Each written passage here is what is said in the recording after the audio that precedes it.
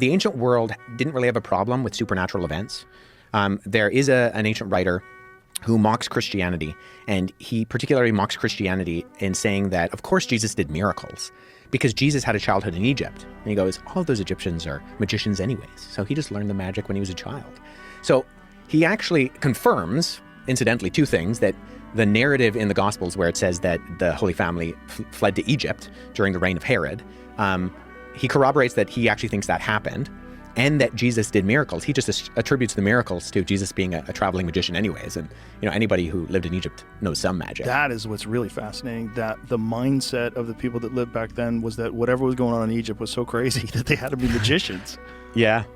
Yeah, but everybody believed in supernatural events. Like, there's no such thing as like a secular work in the ancient world. Even Plutarch, who's one of the most famous biographers in the ancient world, he wrote 90 biographies, of which 60 still survive today. He was a priest of Apollo. So, like, he's already assuming that the gods exist, that crazy things are going to happen in the world. And so they didn't have a problem with people doing miracles or crazy things happening. But that's also why it's so interesting trying to put your mind into the context of people that lived back then when you try to interpret what these stories were all about. So when we do history, it's an inference to the best explanation.